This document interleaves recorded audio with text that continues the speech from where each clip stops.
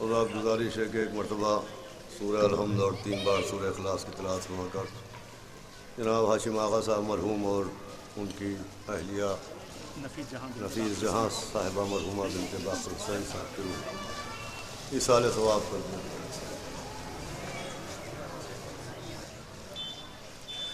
اعوذ باللہ السمیع العلیم العظیم من الشیطان اللعین الرجیم، بسم اللہ الرحمن الرحیم، الحمدللہ رب العالمین، والصلاة والسلام علی سیدنا و نبینا و شفیعنا و طبیب قلوبنا و مولانا مقتدانا ابی القاسم محمد و آلہ الطیبین الطاہرین المعصومین ولعنۃ اللہ علی اعدائہم اجمعین من یومنا ھذا الی یوم الدین، اما بعد فقد قال اللہ سبحانہ تبارک و تعالی فی القرآن المجید والفرقان الحمید، بسم اللہ الرحمن الرحیم، ان الدین عند اللہ الاسلام۔ ایک صلوات پڑھو۔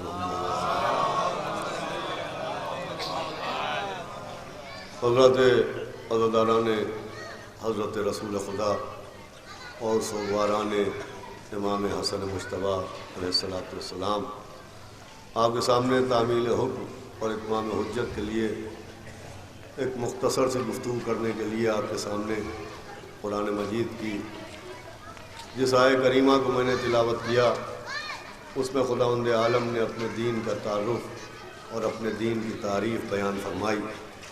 مجھے ان مختصر سے جملوں میں تشریح اسلام یا تعریف اسلام بیان کرنا مقصود نہیں ہے، میں صرف آپ حضرات کے سامنے تاریخ اسلام کے ایک پہلو کی طرف آپ کے اذہان کو متوجہ کرنا چاہتا ہوں۔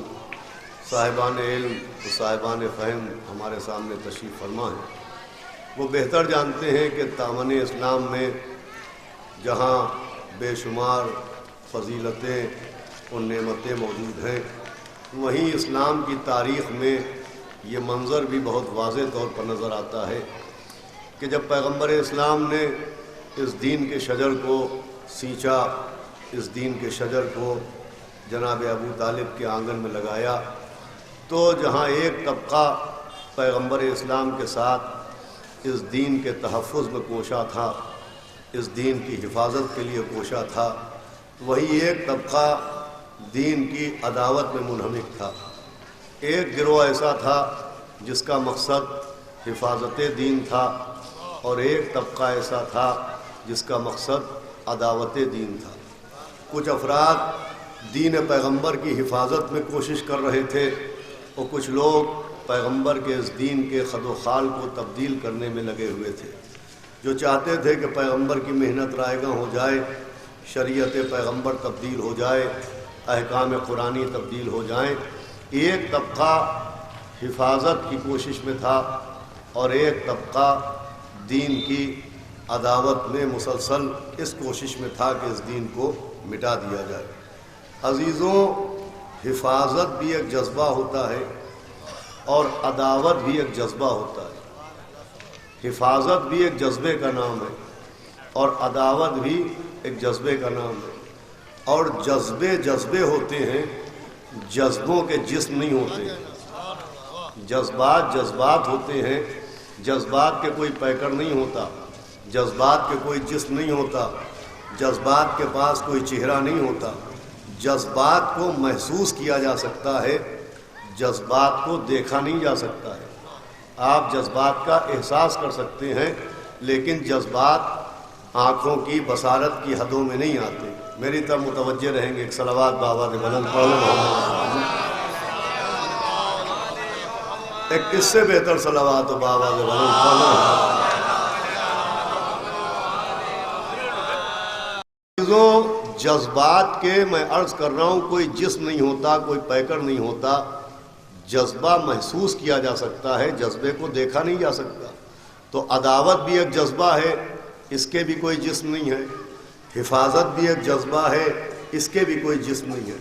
لیکن جب ہم نے تاریخ اسلام پر نظر ڈالی تو ہم نے دیکھا کہ پیغمبر اسلام کی وفات کے بعد یعنی آج ہی کی تاریخ سے عداوت دین کا جذبہ اس تیزی سے بڑھا کہ یہ جذبہ عداوت آتے آتے کربلا پہنچتے پہنچتے ایک جسم کو اختیار کرتا ہے، اور اسی عداوت کے جذبے کے جسم کا نام یزید پڑا۔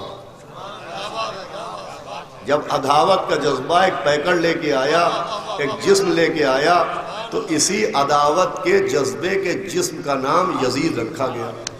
اللہ کو معلوم تھا کہ عداوت دین کا جذبہ جس میں یزید بن کے سامنے آئے گا، تو اللہ نے بھی انتظام کر رکھا تھا کہ اگر عداوت کا جذبہ جس میں یزید لے کے آئے گا تو حفاظت کا جذبہ جس میں حسین بن کے سامنے آئے گا۔ صلوات پڑھ دیں محمد و آل محمد۔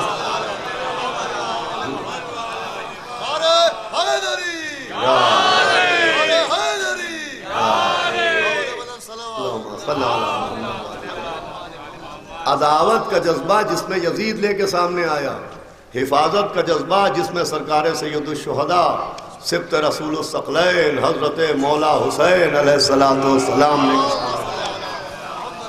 اب یہ دونوں جذبے میدان کربلا میں پہنچے، یزیدیت اور حسینیت کی جنگ ہوئی، حق و باطل کی جنگ ہوئی، نور و ظلمت کی جنگ ہوئی، عزت و بے عزتی کی جنگ ہوئی، حق و باطل کی جنگ ہوئی، صداقت و کذب کی جنگ ہوئی، اور پھر یہ ایک ایسی جنگ ہوئی کہ ساری دنیا نے مانا کہ بے شک اگر میدان کربلا میں سبط رسول الثقلین اپنی قربانی پیش نہ کرتے، اپنی جان کا تحفہ پیش نہ کرتے، تو آج دنیا میں اسلام کا نام لیوا نہ ہوتا۔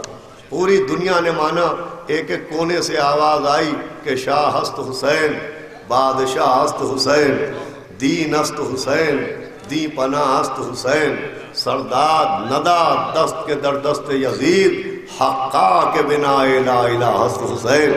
سب نے مانا کہ بنیاد لا الہ مولا حسین نے میدان کربلا میں رکھی۔ امام حسین نے اپنا گھر دے کے، اپنا سر دے کے، اپنے بچوں کی قربانیاں دے کے اسلام کو بچایا۔ یہ تو سب جانتے ہیں۔ میرا سوال ملت مسلمہ سے ہے کہ یہ سب مانتے ہیں کہ امام حسین نے اسلام کو بچایا، لیکن بعد عصر عاشورہ، بعد شہادت امام حسین نے جو دین بچایا تھا وہ دنیا تک کس نے پہنچایا؟ توجہ ہے آپ کی؟ امام حسین نے جو دین بچایا وہ دنیا تک کس نے پہنچایا؟ دنیا کو کس نے بتایا کہ امام حسین نے کون سا دین بچایا ہے؟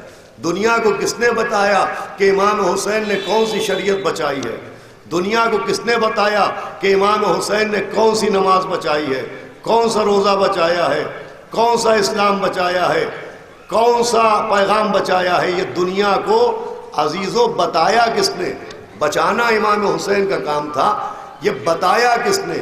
پیغام حسین دنیا کے کونے کونے تک پہنچایا کس نے؟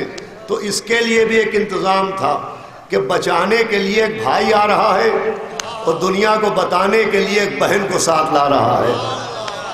بچانا مولا حسین کا کام ہے، یہ بچا ہوا دین دنیا تک پہنچانا بی بی زینب کا کام ہے۔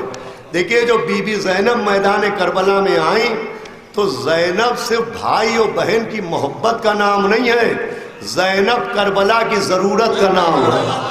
صلوات کا سہارا دے محمد و آل محمد۔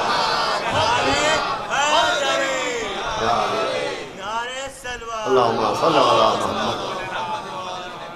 دیکھیے بہت طولانی گفتگو نہیں ہے، صرف ایک پیغام پہنچانا مقصود ہے کہ جناب زینب کا کربلا میں آنا یہ صرف ایک جذباتی عمل نہیں تھا، یہ صرف ایک اضطراری فعل نہیں تھا، یہ ایک انتظام تھا۔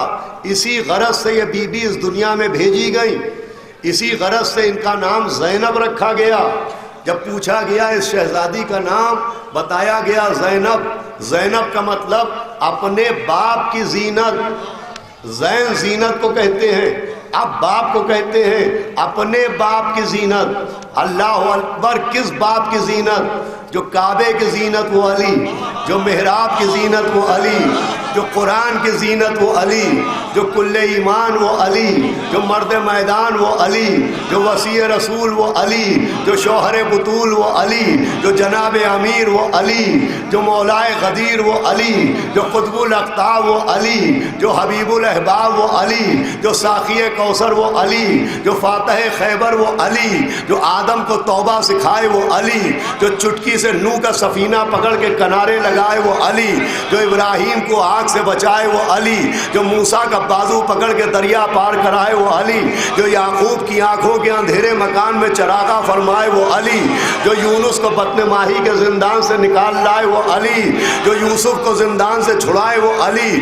جو عیسیٰ کو مردے زندہ کرنے کا ہنر سکھائے وہ علی، ارے جو شب ہجرت چادر کے سائبان میں آئے تو نبی نظر آئے وہ علی، جو نصیری کی آنکھوں کے مکان میں جائے تو خدا نظر آئے وہ علی۔ کائنات کی زینت کو علی کہتے ہیں، اس علی کی زینت کو زینب کہتے ہیں۔ صلوات بھیجے محمد و آل محمد۔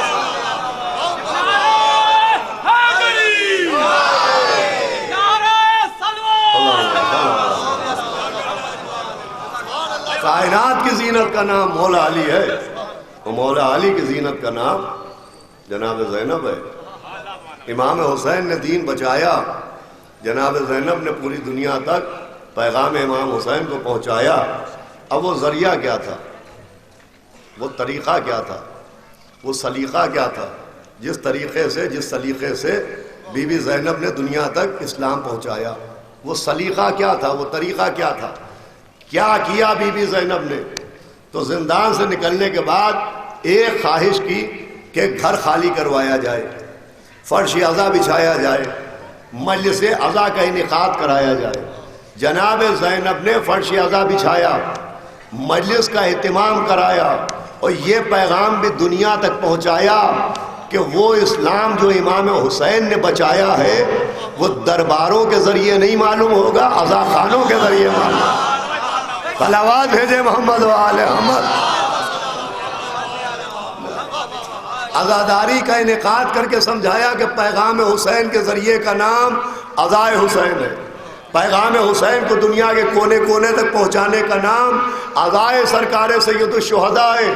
دیکھیے، اگر عزاداری سے بہتر، مجلس سے بہتر، ماتم سے بہتر کوئی ذریعہ ہوتا تو نبی کی نواسی وہ ذریعہ اختیار کرتی۔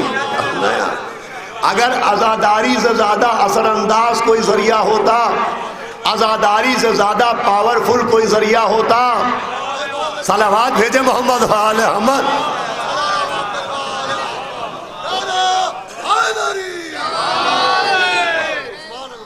جناب زینب نے عزائے سرکار سید الشہداء کے ذریعے، آئیے حضور تشریف لے آئیں، عزائے سرکار سید الشہداء کے ذریعے امام حسین کے پیغام کو پہنچایا۔ اچھا، ایسا نہیں تھا کہ کسی جنگل میں ایک گھر دے دیا گیا ہو، کسی صحرا میں ایک مکان دے دیا گیا ہو کہ جہاں ایک بہن نے اپنے بھائی کا ماتم کر لیا ہو۔ نہیں، دربار یزید سے صرف چند قدم کے فاصلے پر ایک مکان تھا جس میں مجلس ہو رہی تھی، اور دربار یزید میں سناٹا نہیں تھا، دروازے بند نہیں تھے، کھڑکیاں مقفل نہیں تھیں، دربار بھرا ہوا تھا۔ وہ زرخرید مفتی بھی بیٹھے تھے جنہوں نے قتل امام حسین علیہ السلام کے فتوے دیے تھے، مفتی بیٹھے تھے، اور کانوں میں روئی ڈال کے نہیں بیٹھے تھے، کھلے ہوئے کان لے کے بیٹھے تھے۔ اب ایک گھر میں مجلس ہو رہی ہے، آواز دربار یزید میں بھی جا رہی ہے، نوحوں کی آواز دربار یزید میں بھی گئی، ماتم کی آواز دربار یزید میں بھی گئی۔ ارے دربار یزید میں مجلس و ماتم کی آوازوں کا جانا تو ملا، مگر دربار سے فتوی بدعت کا آنا نہ ملا۔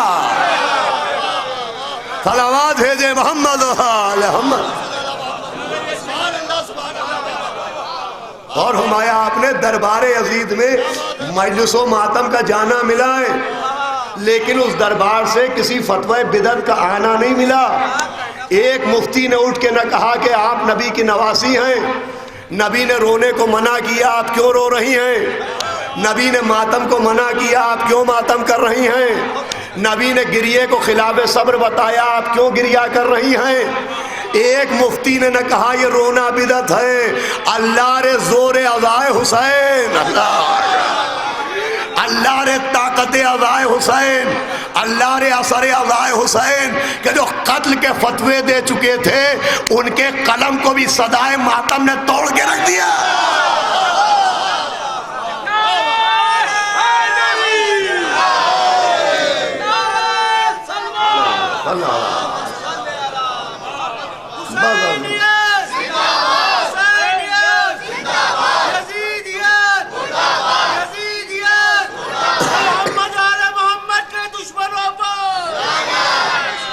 بس عزیزوں، مجلس تمام ہو رہی ہے۔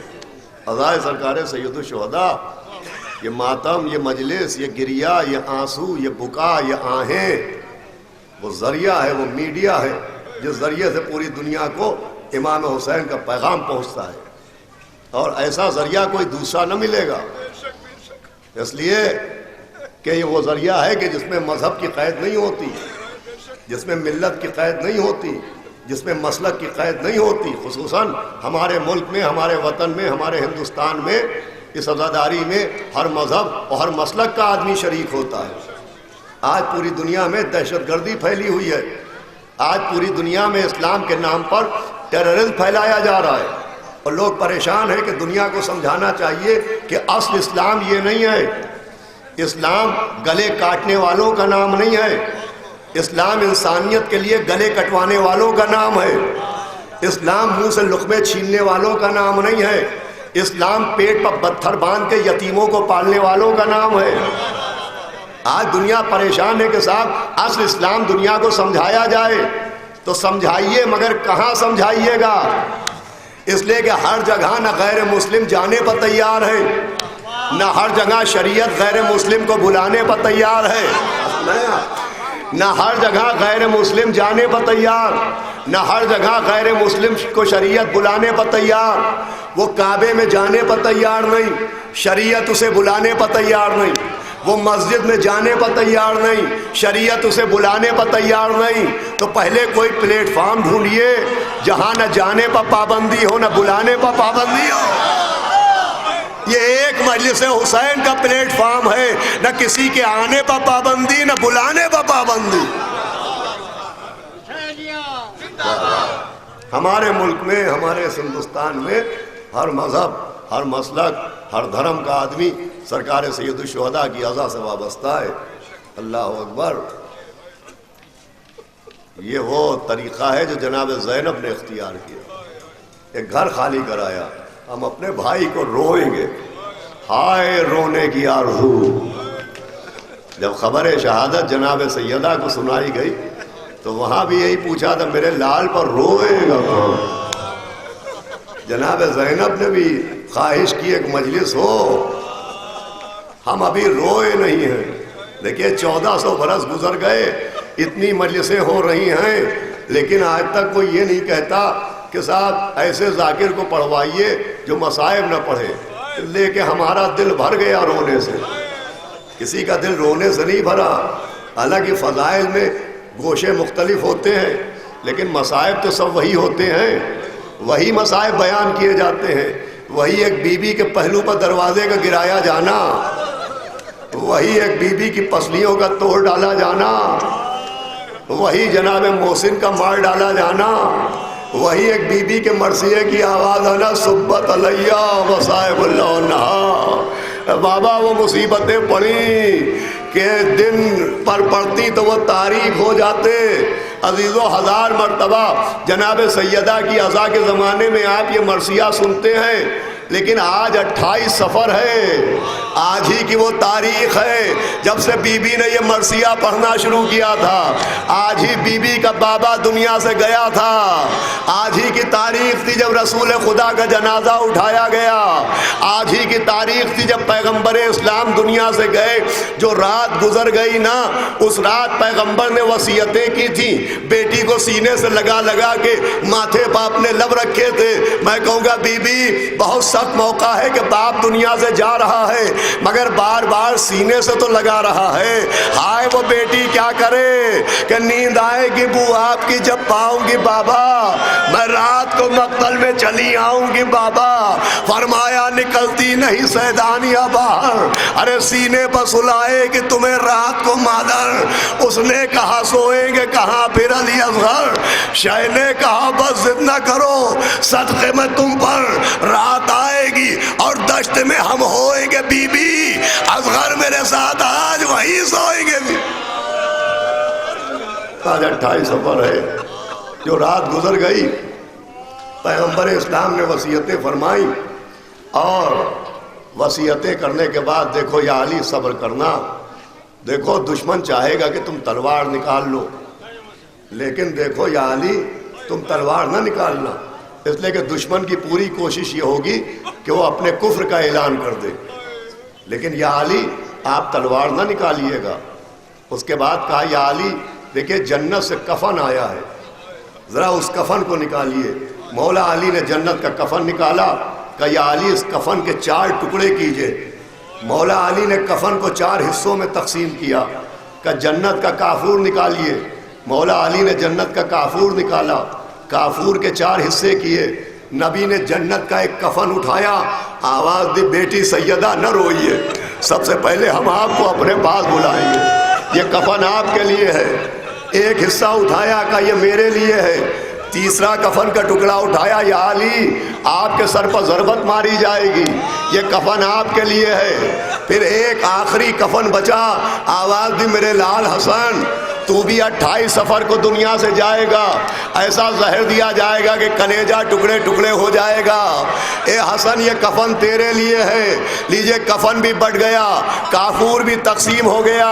کونے سے ایک شہزادہ روتا ہوا اٹھا، نانا، ارے نانا سب کو کفن دیا، اے نانا میرا کفن کہاں ہے؟ آپ نے پہچانا یہ حسین تھے، کہا میرے حسین میرے قریب آ جا، سینے سے لگایا میرے لال، ارے تجھے کیا کفن دیا جائے؟ تیرا گلا کٹنے کے بعد کوئی امامہ لوٹے گا، کوئی کرتا اتارے گا، کوئی کمر کا پٹکا کھولے گا، تیری لاش پر گھوڑے دوڑائے جائیں گے، تیرا لاشا پامال کیا جائے گا۔